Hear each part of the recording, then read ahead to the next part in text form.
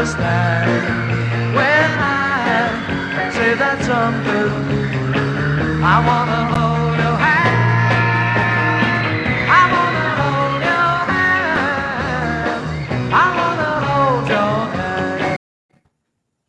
Hey. Doesn't get any bigger than that. The 58th year anniversary of the Beatles on the Ed Sullivan Show. Mr. Shampoo, introduce all our fantastic guests. Well, thanks, Plastic. It's good to have you back, Ivor Davis. Hello to you. And nice to meet you, Jerry Beck. And it's great to see you, Jan Mitchell, as always. And good to see you, Terry Crane, and my good friend, Fred Velez. Welcome to the Beatles Show. All right, we did the early stuff now. We go back to normal, but what an exciting time it was. Back then in 1964, on the 9th of February, the Beatles were paid $10,000. They made 3 appearances, 2 appearances live. One was pre-recorded. We go straight to Ivor Davis to fill us in on that fantastic time and event because the world went Beatle crazy for the Beatles. Welcome, Ivor. Well, thank you. Good to see you all. Don't forget, actually, Brian Epstein had to twist Ed Sullivan's arm to get the Beatles on the show. And the Beatles were not actually top of the bill. So Brian Epstein is the one that really worked feverishly, and I mean it, to get the Beatles on the show. Because I'll just give you the background, and a lot of you know the background, but I'll just give you the background for those who don't know. Brian realized that if the Beatles were big in America, that would be the ticket to ride. And of course, in those days, guys like Tommy Steele and Cliff Richard, who were big in Europe, big in England, were not big in America. They came over and they kind of fell on their face. Tommy Steele made them view movies. So Brian was very, very nervous. And the funny thing is he brought Billy J. Kramer with him, a young, handsome, young rock star, Billy J. And to be honest, I think he felt that if he couldn't get the Beatles sold to Ed Sullivan, his second arrow would be Billy J. Kramer. So back to you other experts. Well, we got Charlie Costa just said, we love this sense of humor. The first song they played was, Hey Bananas, We Think You're Groovy. Thanks. The biggest hit of all. Jerry, what's your take on it? Me? Well, my only take is 2 things. One is I was 9 years old, and believe it or not, February 9th is actually my birthday. Oh, and birthday in advance. It was that's why I never forgot that at 9 years old, everybody in my little neighborhood in Flushing, New York, was going to watch, all my friends, we were all going to watch the Ed Sullivan Show because we all heard about the Beatles. And he didn't even understand, I didn't in the whole thing, but watching that performance and the girls screaming and all of that, and you're right, it was like an overnight sensation. One day, no one knew what they were. The next day, it was another world, a world that, in my eyes, continues to today. That's when the world started, really, a big bang. The other thing I want to say is a couple of years ago, I should have done it for homework for this show, but I have that. There's a little 2-disc set that has the 4 episodes, I think it is, or something. You guys may have it. It has like the Ed Sullivan shows uncut with the complete show, and I think even the commercials and everything. And I watched it again. I'm obviously a Beatles fanatic, as we are with and what I really, really loved watching it this time around was how cool they were. I mean, not just cool like they are, the Beatles, but they were so pro. We in America I did not know. We did not know they had, you guys will tell me, 4, 5, 6 years of being in England and playing in Germany and playing all over.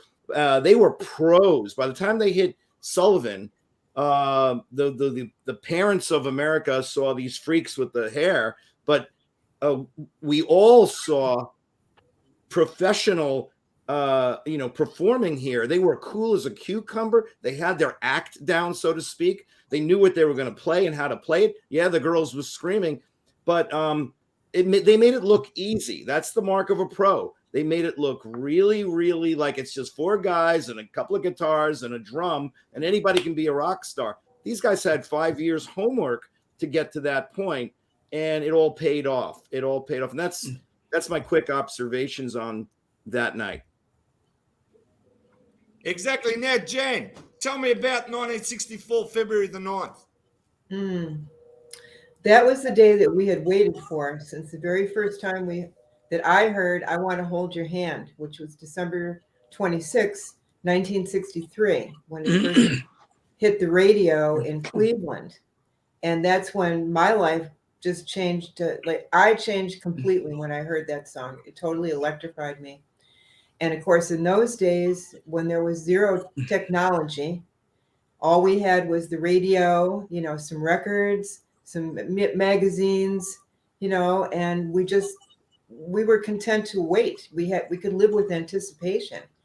So that night, on the little black and white TV screen in the living room, there they were for the very first time that we could actually see them alive, and moving, and they were real, and there really was four of them, and it was just the most amazing thing that we could ever imagine. Like today, you have everything you want to see, like at the snap of a finger, right? But for us, just waiting to see them, loving them, just going crazy over the Beatles, listening to records over and over again. That Ed Sullivan show, that was a momentous occasion that no one can really understand today unless you were living at that time. Fantastic. Mr. Shampoo, how did it affect you? Well, thanks, Plastic. And, as Ringo has mentioned in interviews that, they spent the afternoon in the studios getting all these, these levels so they could sound good on transmission. And, they took a break and the cleaner came in and, oh, what's all these chalk marks? And they erased all the chalk marks. So the sound wasn't as good as it could have been. And I think it was great that, there were other things going on, like Murray the K was called the fifth Beatle in America. And he basically had them on the radio 24/7 before they came. And I think this was the first time that Colonel Parker had sent the Beatles a telegram, congratulating them and all that. And, I think the greatest thing was, I think I was about 17 and I saw this movie called I Want to Hold Your Hand. And it's about this night, February 9th, 1964. And if you've ever seen it, it's a great movie. And, Gretsch guitars and Ludwig drums only sold so many, items per year before the Beatles hit Ed Sullivan. After they hit Ed Sullivan, they sold thousands. And Ludwig drums couldn't keep up with the demand of just this band, playing these guitars and drums and stuff like the guitars behind me are the ones that were used on the show. And if you look at the one on the left, that's called the Rickenbacker 325 that John Lennon used. And what's significant about it is it's a very small guitar. It's only 3/4 scale. It doesn't have the notes that most guitars had. So John could play really quick on it. And Paul McCartney played the violin bass there. And, they sold millions of those. And it's probably one of the most valuable basses in the world, the one that he plays on tour. And, this show is very amazing that there was 700 seats in this CBS studio, but 50,000 requests were made for seats at the February 9th, that night. And, I think it's great that have you ever read that Bob Dylan said, hey, John, I love that line, I can't get high. And John says, well, that's not what I wrote, So, there was more than just the Ed Sullivan show,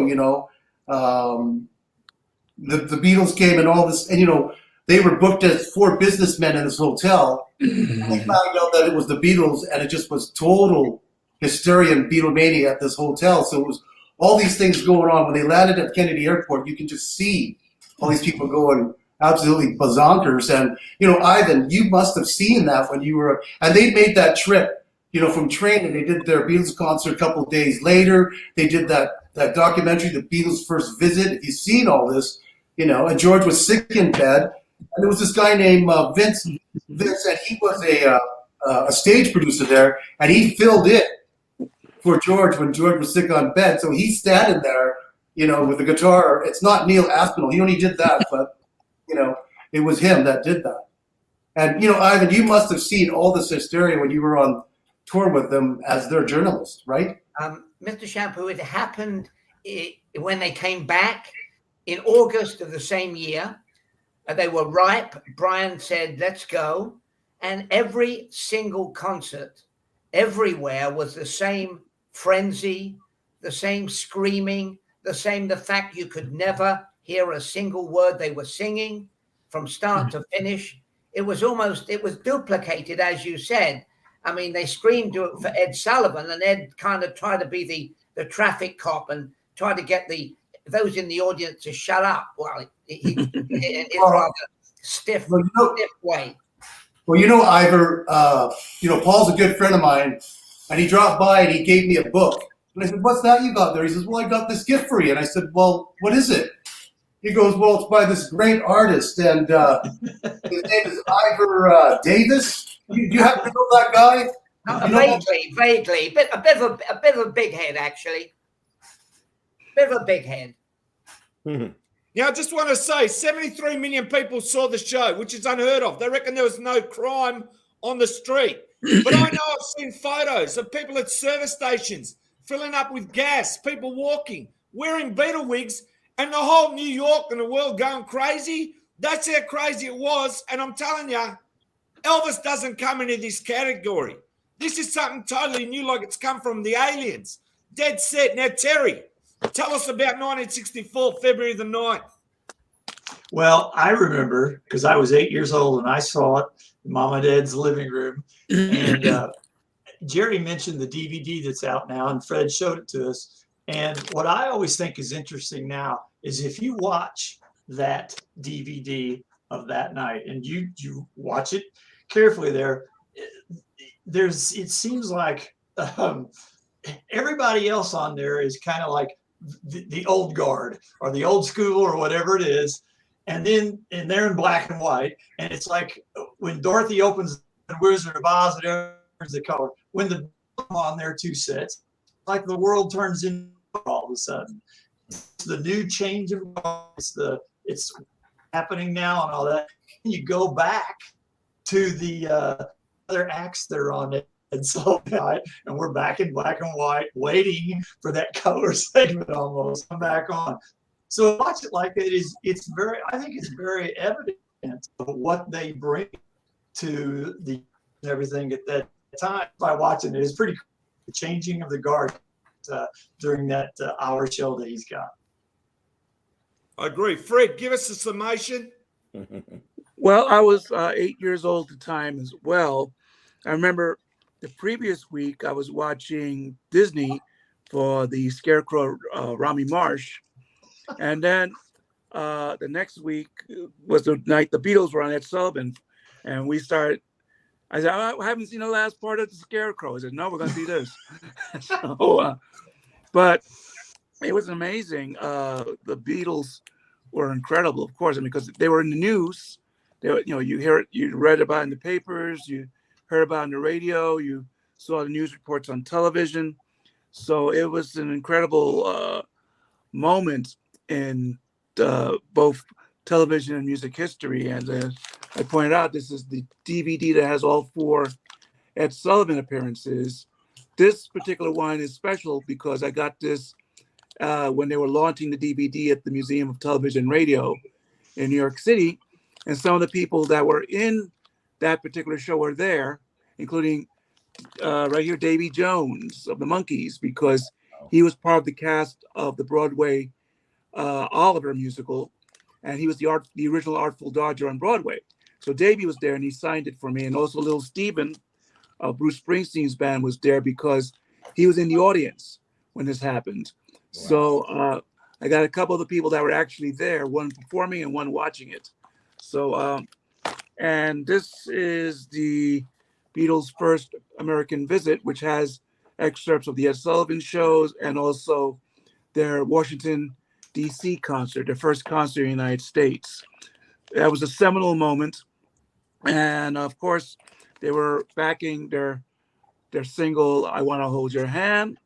So that was like ground zero in rock and roll history when the Beatles appeared in the Ed Sullivan show. And we must not forget that Elvis helped to set the ball rolling, more or less. and the Beatles eventually led to people like the Rolling Stones showing up on Ed Sullivan as well.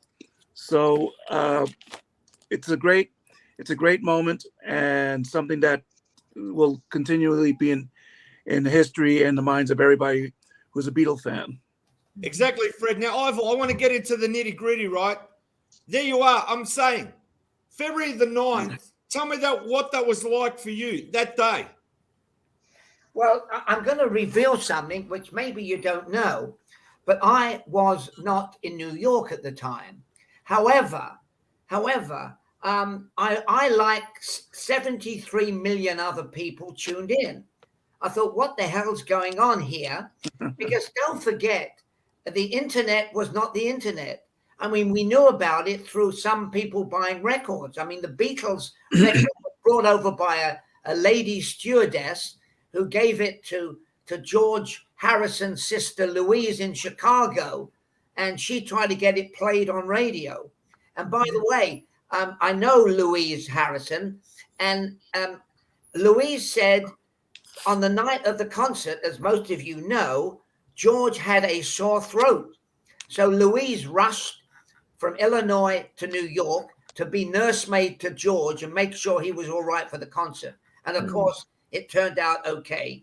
So all I can tell you is the background and the fact, as I said earlier, that Epstein almost had to twist Ed Sullivan's arm to get the Beatles on. And what a brilliant play. I've got to give Epstein credit. He was the one that made it happen. And then all hell broke loose. Yeah. And I mean, they got top billing and they got paid $10,000.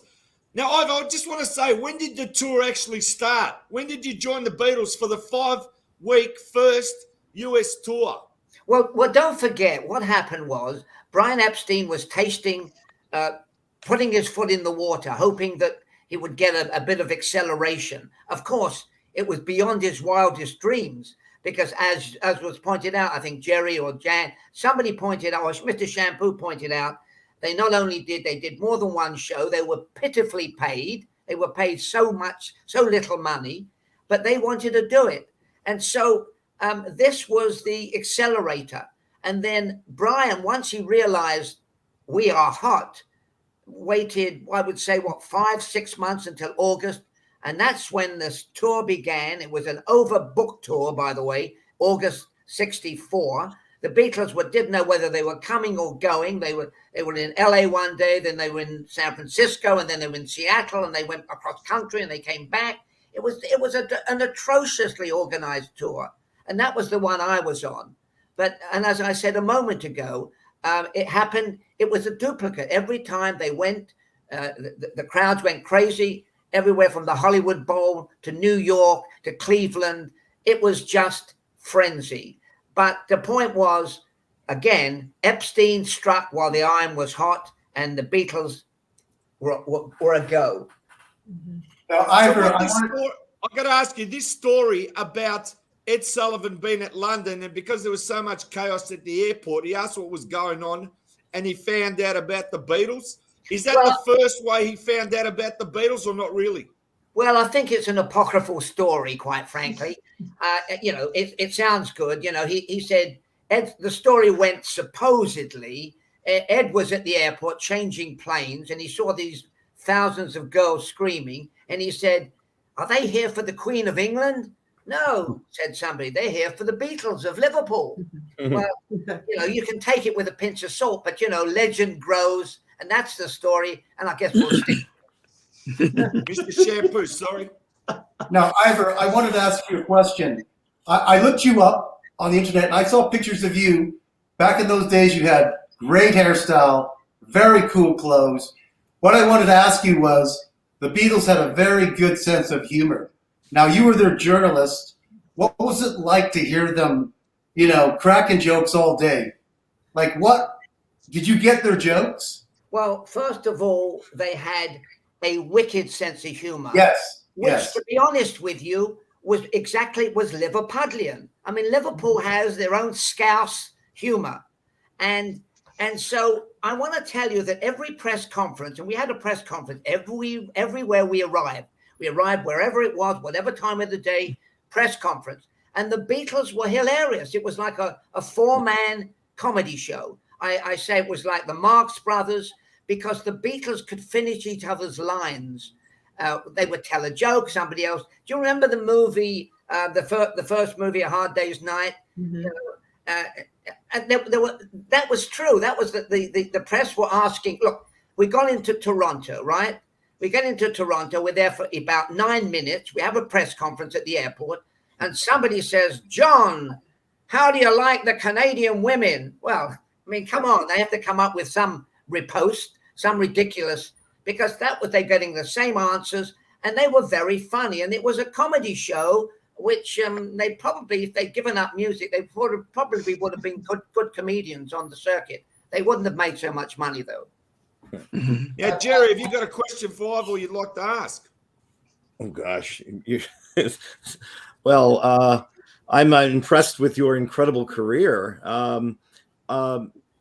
You know, I mean, I don't really have an immediate question for you, but I mean, did you see them perform? I guess you did, right? Did you see them perform on the tour? Yes, of course. I mean, the interesting thing was I went to every show. I sat in the front row. I got the play sheet, and the play sheet was exactly the same for every single show. And I'm going to ask you guys a question, because I like to ask this question. The only time they changed their deal was when they went to Kansas City, because the owner of the baseball team paid them a lot of money to do Kansas City, and they opened their show with the song Kansas City. So here's a question. Ready? Whoever gets the prize gets a free unsigned book by me. Oh, sorry, a free signed book. Yeah. All right. How long do you think the Beatles played for every concert? 20 minutes. 25 minutes. Less 20. than 30 minutes. Less than 30 hour? minutes. About 20. Yeah, just 25. under. The answer is you're all right, almost. Every concert was under 30 minutes. Okay, so I win. You do. You win. Wait a minute. I got four. I got 5 winners. Hold on, 6 winners. Yay. I'll take pages 1 through Yeah. 52. Hey, hang on to the books, Ivor. Postage is unbelievable. Now, Jan, have you got a question for Ivor? Well, is it true that each set in the early days consisted of pretty much the same 12 songs only? Absolutely. Now, they sang exactly the same, but you know, let me see if I got this right, Jan. I think you were in the audience at one of the concerts, weren't you, in Cleveland? Yes, I was. Okay, so I think I remember, and I might have mentioned this to you before. I think you screamed louder than anyone. Is that true? I refuse to answer. No, where were you during that performance? I was looking at you and saying, "Keep it down, man, keep the noise down." That's the why people can't hear. I felt forced to keep sitting in my chair, front row center. Well, I'm going to ask, because Jan has a great story. I was there, but she was there as well. Jan, this never happened on any of the Beatles concerts. Can you tell us about the curtain in Cleveland? Oh, you mean when the police shut down the show for a Yes. full 10 minutes? Yes. Because they couldn't control the crowd. That's So true. that's probably the only time in the early days when the show actually lasted almost 40 minutes, but 10 minutes was just silence, trying to make sure that everybody took their seat again.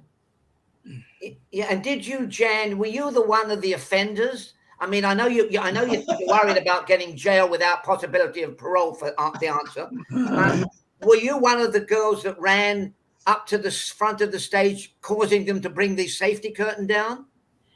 Well, I was being raised, Irish Catholic, a good Catholic girl. I would never, ever be seen in public doing such a thing. I just sat and I watched in awe that all these unruly girls, obviously not Catholic school girls, were causing all this trouble. Now that's great. Now, Terry Crane, Yes. expert on Beatles merchandise from 1964. Continue on from there to 66. What do you want to tell Ivor? Ask him whatever you like. Well, and I'll set this up a second because of the merchandise aspect of it. I think and I've researched this and all, but I really believe that mass merchandising in the United States, in the form that it's even in now, the Big Bang was February 10th. Next morning, all of the men from all over the U.S. starts beating on the doors of Celtab and NIMS and anybody they can find, and they say, "We've got a doll, we've got a game." Everybody watched Ed Sullivan, and they flew in and they drove in and they took the subway in, and it just cues and of everybody in the hotel wanting to see the administrators of Tab or NIMS about merchandising. So, what my question for Ivor told me a great story. We emailed each other not too long ago, but he was telling me a story about when he gave John Lennon the Beatles wig. Yes, you remember that, Terry. Yes. Yeah. Well, what happened was, I'm going to take this in a slightly different direction, Plastic, if you don't mind. But you're right, Terry. So I bought a wig for maybe, I don't know, whether it was 75 cents. And I walked in there and I showed it to John. And I thought he was going to say, "Oh, fantastic." Instead, he went to the window of the hotel we were in, opened the window and threw the wig out.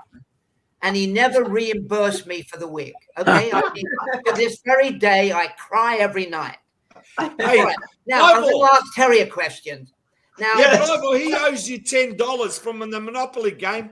And before you ask him the question, I just want to say, so much money, $10, $1 for the wig, you know, I mean. And Charles has just written, it's because Jan was so gorgeous, it caused an additional pandemonium. No, I didn't Well, want go to. for your question. I didn't actually want to say that, but thank you, Charles. Ivor, go for your question. Can I ask Terry a question? Terry is the memorabilia guy. Okay. Now, Brian Epstein told me every time he met them, we were changing direction slightly, and pardon me, he told me that every time he got together with Colonel Tom Parker said, number one, stop handling all the other acts. Stop handling Billy J. Kramer. Stick to one group. And he said, get into the merchandising business. Well, I mean, I think most of you know the story of how embarrassed Brian was by the fact that he let Tab take over, the Nicky Byrne guy. You know that story, Terry, don't you? Yes. Yeah, we all know that story. Let's not get into legalities. Yeah, go on. He didn't like the merchandising aspect. He didn't want to be involved. So he got, when they were still over in late '63, they'd have their lawyers, their NIMS lawyers, actually take care of the merchandise. And then they made the coins and all that. And he was getting an interesting part of the money aspect. Is what happened there is all the money that was going on there. See, one thing always is in late '63 when Nick and he was letting his lawyers and everybody do the merchandise and everything. Well, all the merchandising contracts were coming through NIMS, and the only thing he was out of money was he was paying his lawyers just to take care of the contracts and everything. Well, once you make a business venture, make a company like Stack, which care of UK merchandise, and then you make a Celtab to take care of the US advertising, where you're adding middlemen into the mix now, and you're adding these middlemen.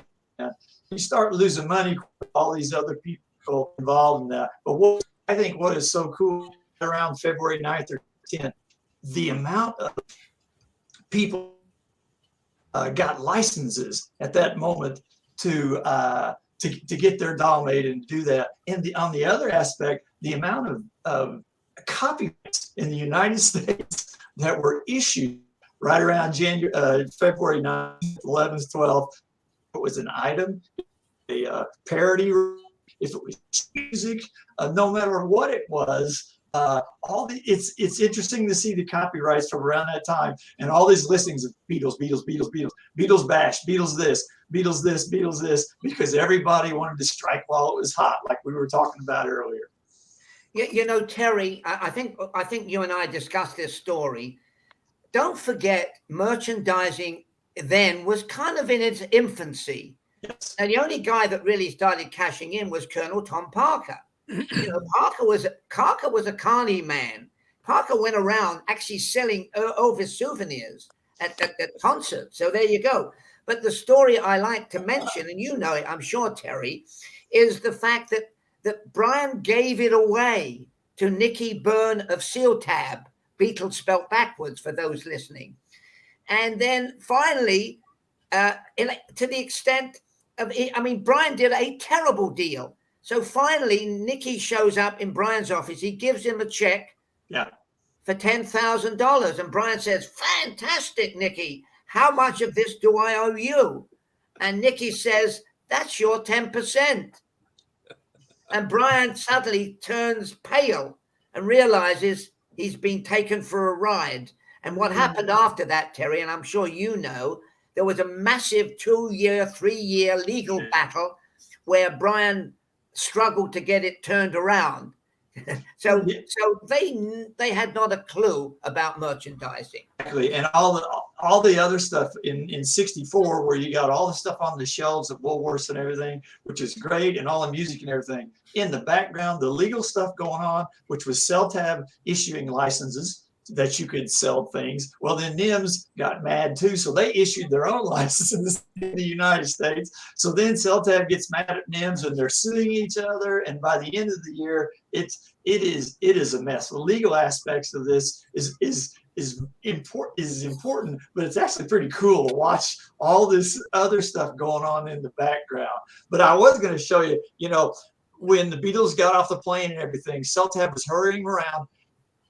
Item to do pictures of the girls and the guys with shirts on, and the sweatshirts, the white shirts and all that. That was the first thing they did on the U.S. soil. And and just a few days later, the second thing they did on U.S. soil, even before the Ed Sullivan Show, is they did the Remco dolls.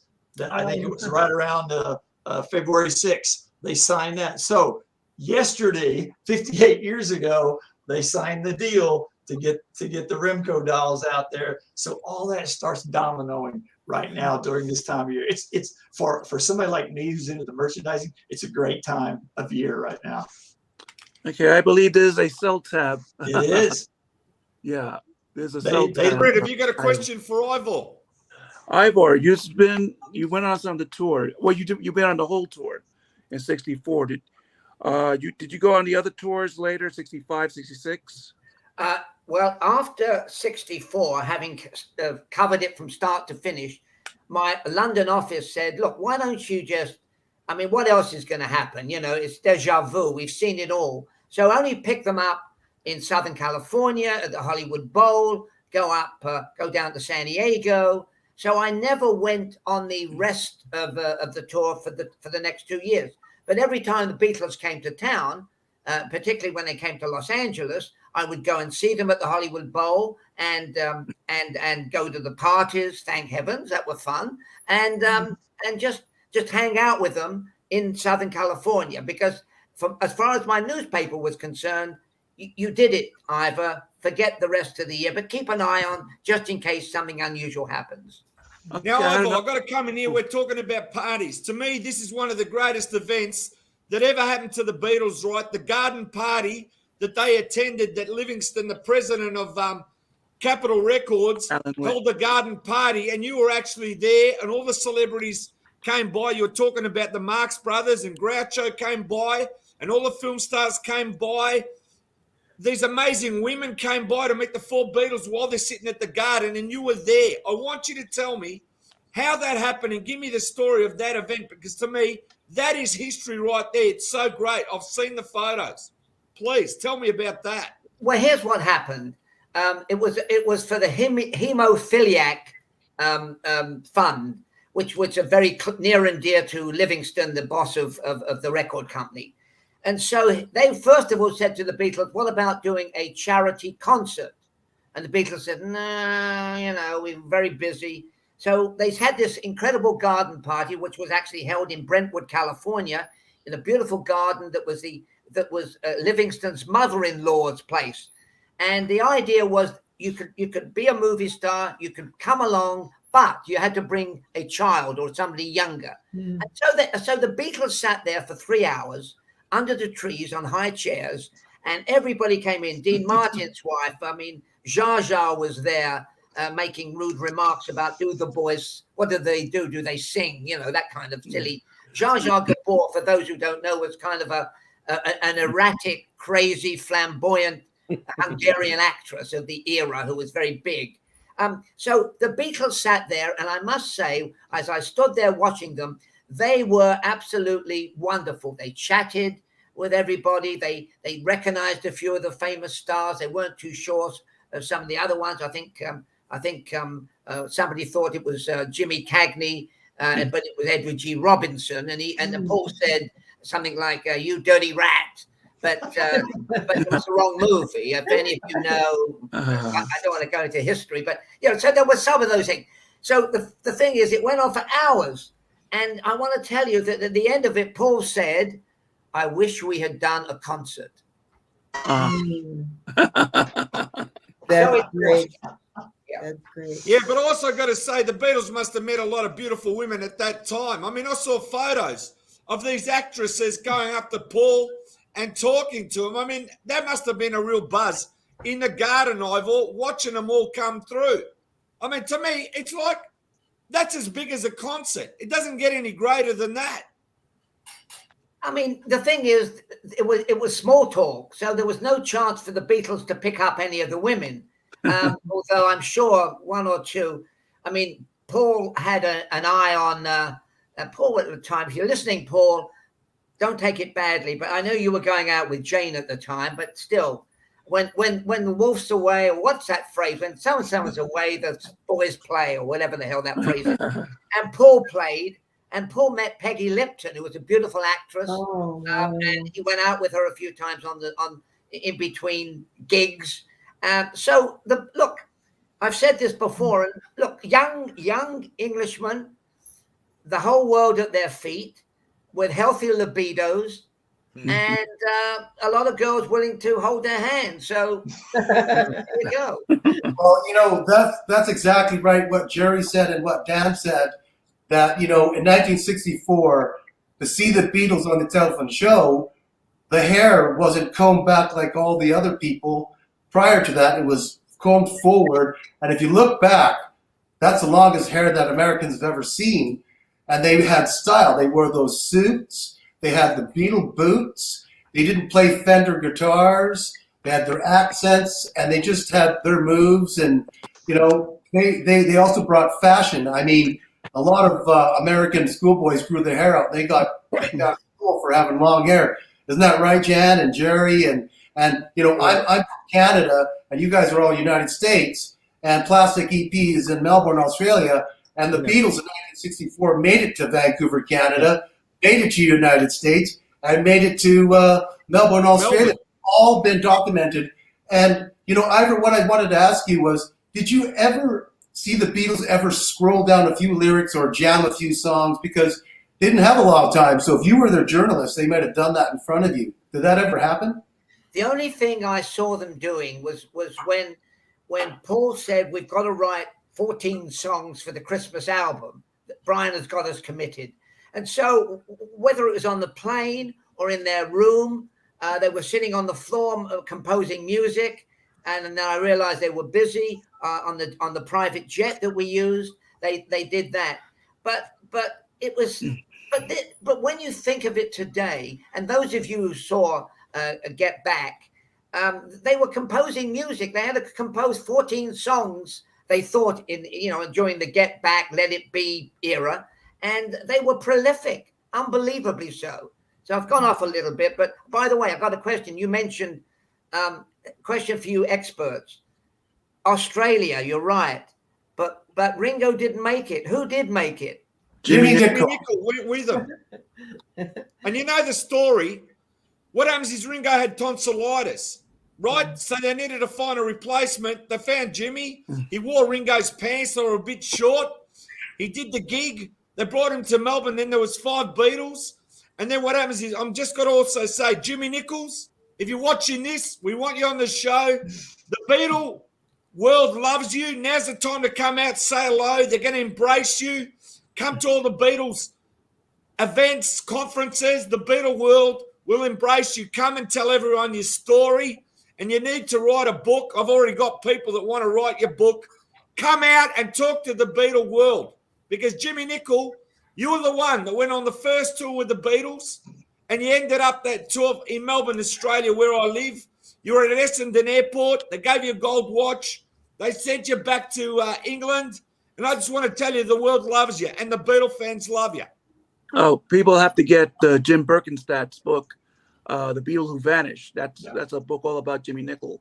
That's right. And let me tell you, here's the book here, because I got everything on my desk. It's called Creative Clutter. You can't do it any faster than that. And there's actually a film that's come out now, right? On being made, or it's been made, and we'll find out about that shortly. Go out and get this book. I'm going to show it to you. There you go. Now you can actually see it. There you go. The Beatle Who Vanished, by Jim Birkenstadt. Basically, Jimmy Nicol story. Wow. It's a great book. And there they are rehearsing before they go on the tour. How big is that? This is what I love about it. I'm so good it was here handy. Ivor, I just wanted to ask you one more question. If I sat down and had a pint with you and I said, Ivor, what is the biggest memory about the Beatles that you remember? Just one thing. What would come to your mind? Well, it's funny, really, because at the Hollywood Bowl, they had performed, and they loved to play the Hollywood Bowl. That was a legendary place. So the Hollywood Bowl had an ornamental little fountain swimming pool in front of the stage. And I sat there on more than one occasion to see the concerts. And would you believe, I mean, Jan might believe this, would you believe that the young ladies jumped in the water to swim to the Beatles? Now, it happened, and they were fished out, bedraggled.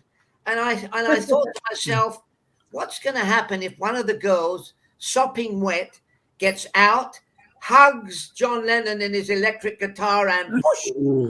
Oh, wow. I mean, there's a monkey story regarding the Hollywood Bowl when they toured in '67 and they played the Hollywood Bowl. Mickey Dolenz was very energetic on stage. At one point during one of his songs, he leapt into the pool at the Hollywood Bowl. He let go of his microphone, so he wasn't connected. So he was good, and he told a photographer, Henry Diltz, I believe, that I'm going to give you a signal. I want you to take this picture. And so Henry actually got the picture of Mickey hitting the water in the Hollywood Bowl, and everybody was like, "Mickey, you're gonna," but he was okay. But it's a great story.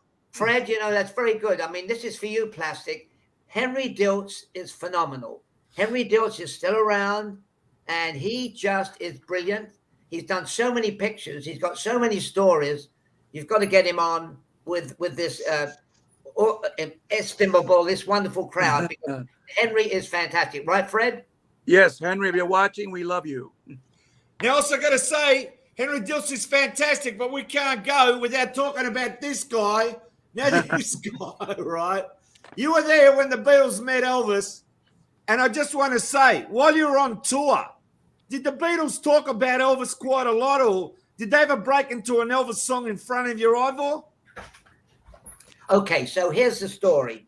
Funnily enough, I'm writing a chapter in my new book about Elvis and the Beatles, because I was told in the last week by somebody who was very, very close to Elvis, believe me, very close to Colonel Parker, that Elvis detested the Beatles. I mean, I knew that he was jealous. I knew that. But this guy said to me, he was so jealous of the Beatles that when this guy who was very close to Elvis, believe me, would go with a new Beatle album to Graceland, they would play the song of the new Beatle album quietly so that Elvis in another room wouldn't hear them playing the Beatles song. Now, I knew there was jealousy, and I think you all know there was jealousy and why there was jealousy. But I didn't realize the intensity of Elvis's feelings against the Beatles, because back to somebody said a telegram was sent to the Beatles to congratulate them for being on the Ed Sullivan show. But of course, Elvis didn't know about the telegram because it was sent by the very canny Colonel Parker. And Parker just, knew how to work the ropes. So I was amazed at how much Elvis detested them. And that explains a great deal when they went that night in 1965, I think August 1965, to meet Elvis. They got a rather cool reception. So, and that's the story. I mean, most of you know that Elvis was top of the heap, and then the Beatles knocked him off, and Elvis was making four movies a year. Most of them. I was watching one this afternoon called Mr. Speedway or something. Anybody ever seen that? Speedway. Yeah. Speedway. I haven't seen it, but Speedway's got Nancy Sinatra in it. Yeah, it's absolutely appalling. I mean, it's so awful. I mean, I watched it this afternoon. That's why it's fresh. Hey, Ivor, we've got a question for you right now. This is a beauty, right? Did Elvis really shoot at the TV when the Beatles were on? Who knows? He did shoot at televisions, but I don't think it was the Beatles. Oh, you never know. I should have asked this guy who I saw the other day that question. Maybe he could have answered it. I have no comment. Who knows? Now, Terry, I just want to say, give us a summation now about what you like. What was the biggest selling Beatle item in 1964, the merchandise? What sold the most? Was it the wigs or the T-shirts? What was it? Well, with their accounting practices, wondering if those were really true or not. The first ones with the sweatshirts and all that kind of stuff is probably the one that's going to go the farthest. Not the one that probably made the money, but it's the one that probably went the farthest. But I do have, along that same line, if I can ask EP, I got a question for Ivor and for Jan. At the concerts, at the Beatles concerts, were there a lot of vendors outside who sold the buttons and all that kind of stuff, and the flags and all that kind of stuff, and you bought it, Jan, when you started walking in, or did you ignore them, or how? I'm just curious about that. I don't remember seeing really any vendors out there at all.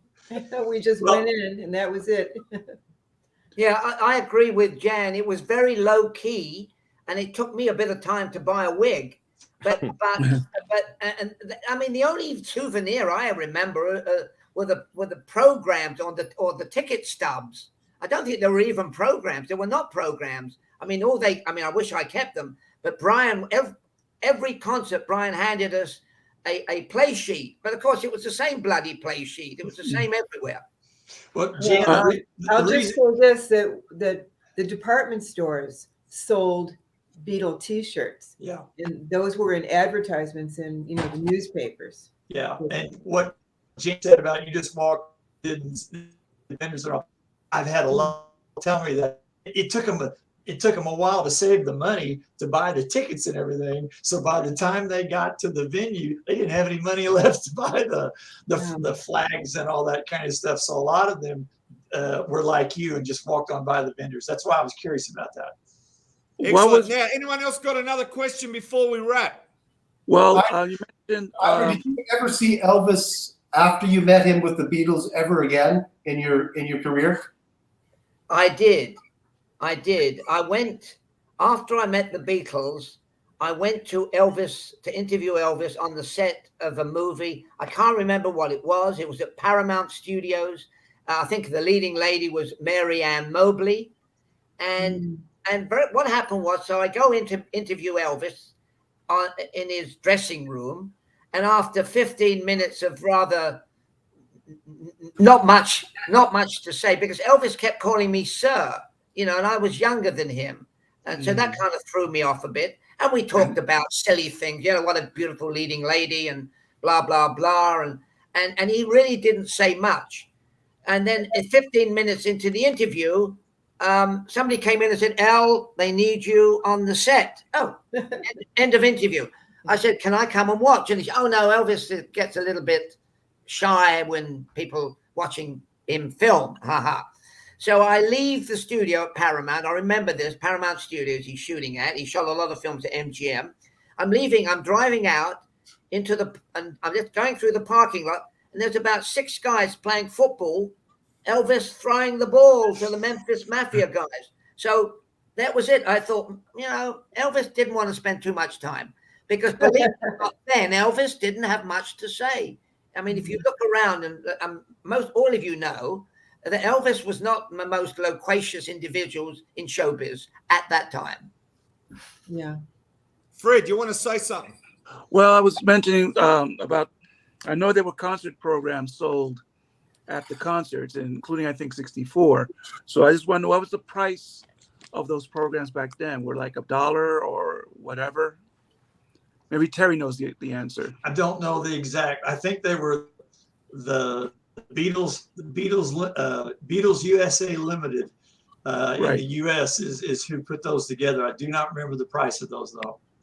Because they obviously became more pricey. Hi, Charles. Yes, exactly. It's amazing. All right, Jen, can you read this out if it's no trouble? What's that? Could you read the text out? Oh, sure. If you watch the video for 8 days a week, there is a vendor selling Beatles program books. By the way, I am David, a Beatles fan and a collector for over 50 years. Oh, cool. Hi, David. It's great, David.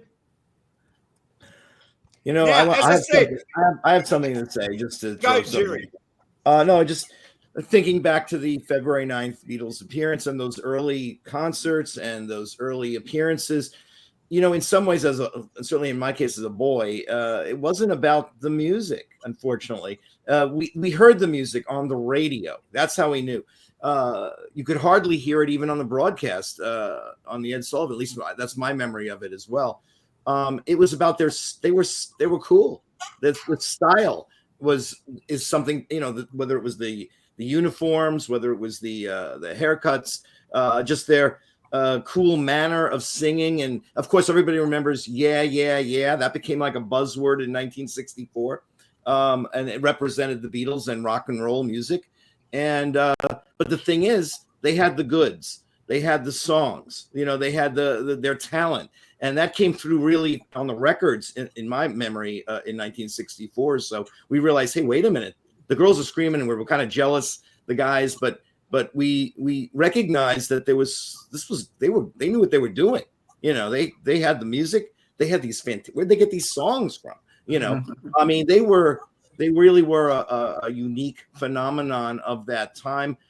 Thank God for the Beatles in the British invasion, and what a time for innovation and change. And you know, and one more thing, the Beatles.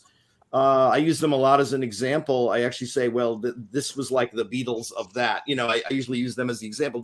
What I mean by that is that they did everything. They kept evolving, as we all know. They evolved for the next 6-7 years into their own personas and own styles. A lot of music that came in the next 20, 30 years after them, the Beatles did something like it first, whether it was heavy metal or, you know, just whatever. They did all these different things.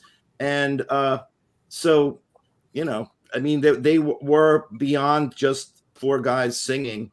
They were really a unique story. And thank you, Ivor, for documenting what you have done. And and everybody here who's a historian. I love merchandising, so it's very cool. Also, by the way, I remember stores selling the buttons in New York City. There might have been outside vendors that had nothing to do with the Beatles concerts, just on the street selling hot dogs would have Beatles buttons and things like that. So it never let up. And for me, you know, I attended all their movies. I bought all their records. You know, I was there when you do a show on Yellow Submarine someday. I was there on the first showing in New York City, just like I was with Fred, because Fred knows I was there. Fred, yep. Too. And you know, it's, you know, we never let go. I never let go. I still listen to the Beatles channel now. So I'm going to stop talking. Take it. I just want to say it's 2022. Ivor Davis, you are a legend.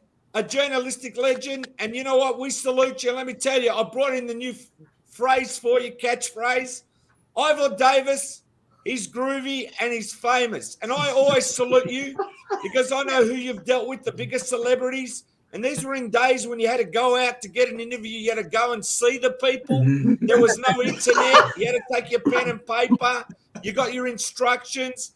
Even when you were writing for the newspaper, in the UK, when you were on tour, they had 3 million subscribers. What was the name of the newspaper, Ivor? It was the London Daily Express, and your check is in the mail. Thank you for that. I don't worthy. need a check, We're but not what I'm saying worthy. is these are the days, 1964, I'm only 6 years old, Ivor. I salute you, and everybody in the world salutes you, and we can't wait for your new book.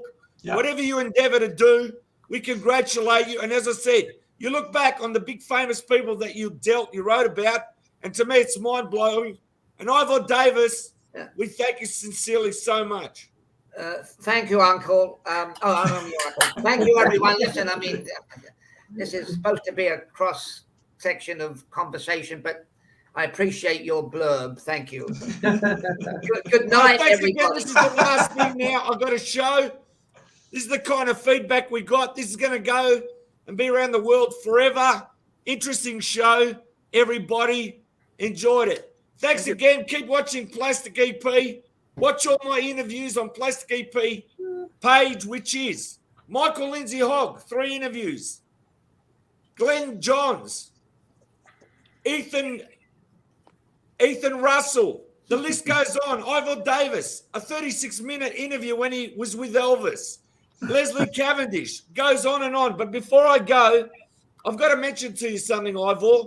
Every day, this is true, there are so many Beatle books coming out. I cannot keep up to date with what's going, but I need to show you something, Ivor, if I can.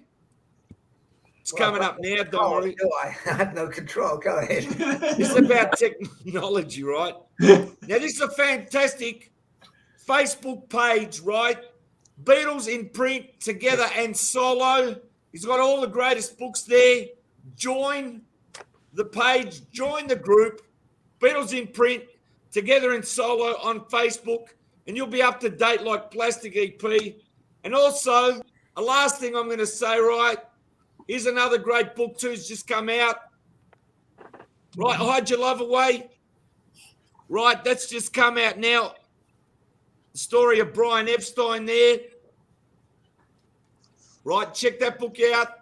Last thing is another one too. Look, it's all coming from everywhere. Ivor. The Beatles, 4 Cities. Fab 4 Cities, that's a new one. I can't keep up with the books, Ivor. By the time you put your book out, there'll be 50,000 books out there. That's true. Now, here's the last book I'm looking for it, right? I'm sure I'm going to find it. Well, while That's you're what I love about technology, you know. Here's the other one here, right? Look at this one. Leslie Cavendish, our friend, The Cutting Edge. Ivor Davis, you familiar with this book? Never heard of it. okay. Now, Ivor, tell everybody where you can get that. Well, I'm writing a book about the Beatles babysitters. They were very rich and they could afford babysitters. And I'm just trying to find the babysitters. And if anybody knows where I can reach them, let me know. Anyway, no, Beatles and me on tour. It's a good read. And I'm doing another book, but I'm not going to tell you too much about it. But it does involve some of Derek Taylor. Remember Derek Taylor, the great press guy? Mhm. Yep. I mean, he was a wonderful man, and he was the one that gave me the inside track to the Beatles. Anyway, from my point of view, I want to say it's a great pleasure to meet you all. I'm sorry I was a bit overbearing in the conversation, but I guess Plastic, it's your fault, not mine. Let me tell you something, you're not overbearing at all. Every time you're on the show, it's a pleasure. We love telling everyone what's going out there. And let me tell you, go out and buy this book too, right? It's got nothing to do with the Beatles. Actually, it has got stuff in there. There's certain people that have written the book of top 10 horror lists. Check it out. Got celebrities giving their top 10 list, right? Charles Rosenay's all over America signing and promoting that book. And I just want to say it's been a great pleasure. See you again on the Plastic EP show. Everyone stay there for a minute. All I can say is February the 9th, 1964, 73 million people saw the Beatles on Ed Sullivan, and we celebrate that with you, all of us. And thanks for watching, everyone. It's been groovy. See ya. Bye-bye. EP.